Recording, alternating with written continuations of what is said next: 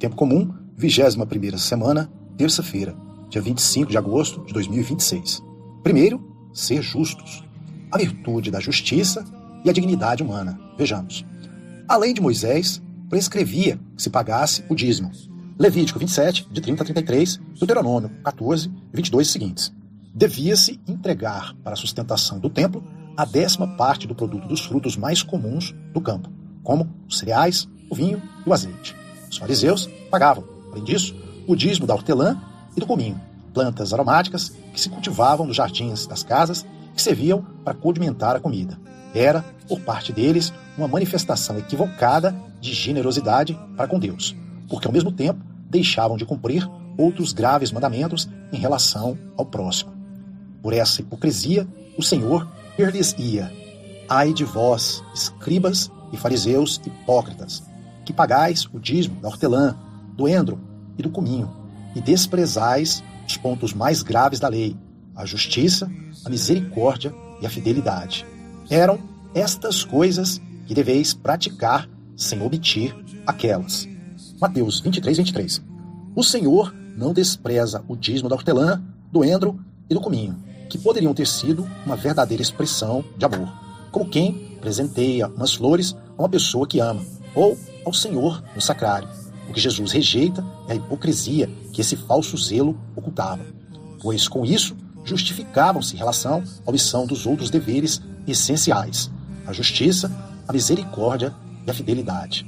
Não devemos nunca cair numa hipocrisia semelhante a desses homens. As nossas oferendas voluntárias são gratas a Deus quando cumprimos as obrigatórias e necessárias, determinadas pela justiça, que é uma virtude pela qual damos a cada um o que é seu. Eram estas as coisas que deveis praticar sem omitir aquelas.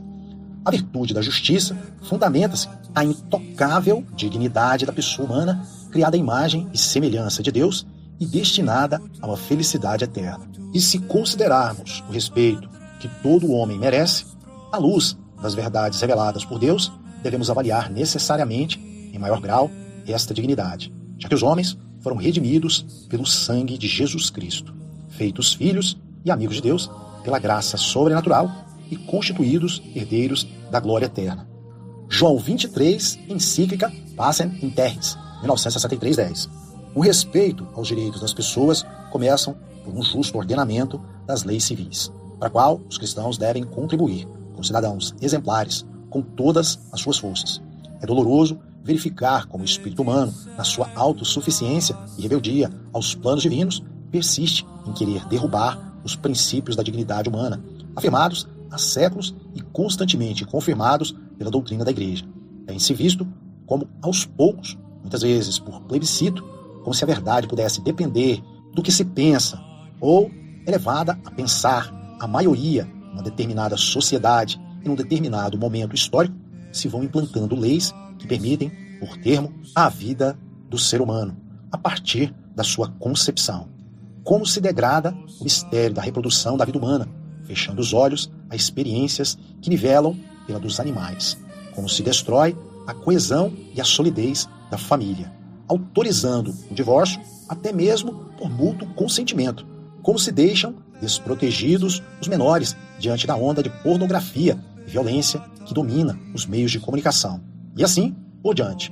Persistem os faltores das leis iníquas e calam-se muitos cristãos, por julgarem que não podem ou não lhes competem fazer nada. É o momento de pensarmos no silêncio fecundo da oração, que o pouco que achamos estar ao nosso alcance deve ser feito, que não é uma faculdade, mas uma obrigação em consciência.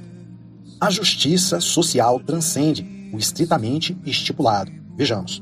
Para viver a justiça, não basta simplesmente lamentar-se diante das situações de injustiça.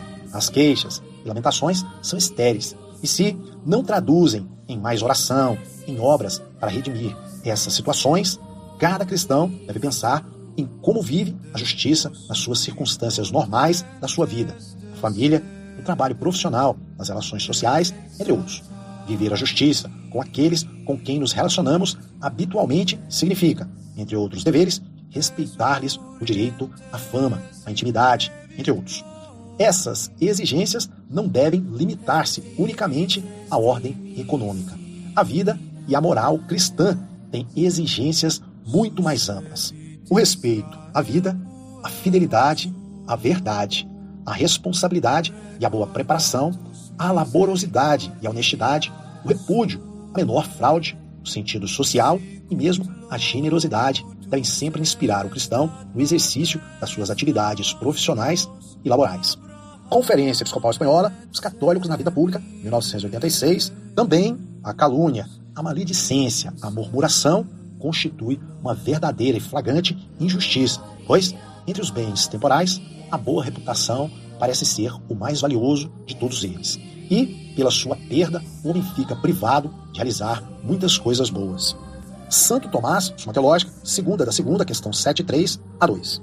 O apóstolo Tiago diz da língua que é o mundo inteiro de maldade. Tiago 3.6.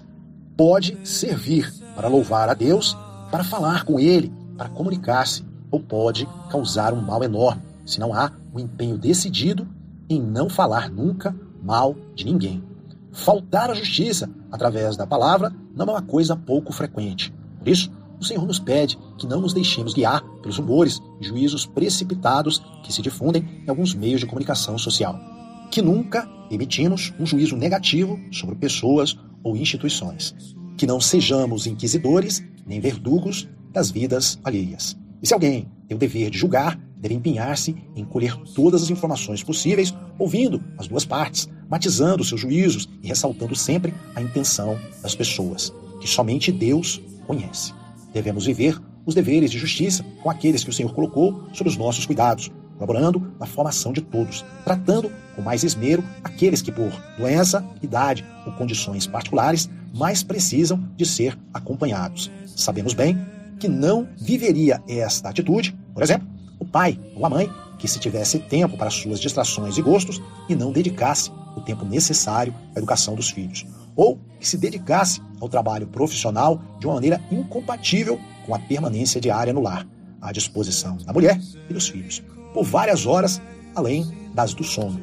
A economia, que tem as suas próprias leis, deve ter em vista o bem das pessoas. Vejamos. A economia tem as suas próprias leis e mecanismos, mas essas leis não são suficientes nem supremas, nem esses mecanismos intocáveis. Não se pode conceber a ordem econômica, insiste o magistério da Igreja, como uma ordem independente e soberana, pois deve estar submetida aos princípios superiores da justiça social, de modo a que se possam corrigir os seus defeitos e deficiências e se tenham em conta a dignidade das pessoas. Pio XI, encíclica, 40º ano, 1931-37. A justiça social exige que não se deixe o trabalhador a mercê das leis da concorrência, como se o seu trabalho fosse uma simples mercadoria. São João Paulo II, encíclica Solicitur Rei Socialis, 1987-34. E uma das principais preocupações do Estado e dos empresários deve ser esta, a de dar trabalho a todos, como disse São João Paulo II em São Paulo. O desemprego forçoso é um dos maiores males de um país e causa muitos outros nas pessoas, nas famílias e na própria sociedade.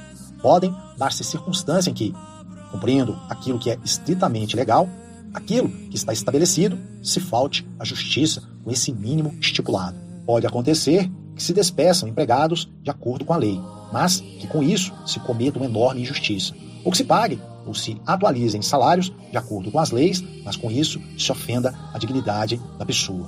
A justiça, diz o fundador do Opus Dei, São José Maria Escrivá, que se manifesta exclusivamente no respeito exato dos direitos e deveres, a semelhança dos problemas aritméticos, que se resolvam fazendo somas e subtrações. São José Escrivá, amigo de Deus, 68.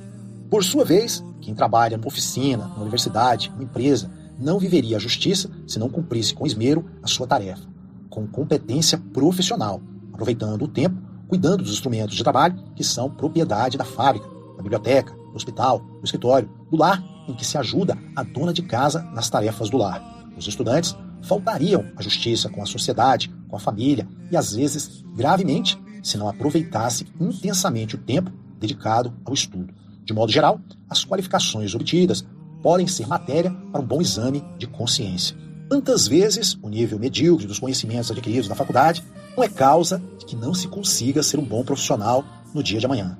faltando-se assim a justiça com a empresa em que se trabalha. São pontos que devemos examinar com frequência para vivermos delicadamente diante de Deus e dos homens os deveres com relação ao próximo, a justiça, a misericórdia e a fidelidade nos pactos e promessas. Peçamos à Santíssima Virgem essa retidão de consciência necessária para que, no que está ao nosso alcance, que nunca é pouco e tem aspectos diversos, sociedade seja sempre ou venha a ser, em breve prazo, um remanso de convivência digno dos filhos de Deus. Ave Maria, cheia de graça, o Senhor é convosco. Bendita sois vós entre as mulheres, bendito é o fruto do vosso ventre, Jesus. Santa Maria, Mãe de Deus, rogai por nós, pecadores, agora e na hora de nossa morte. Amém.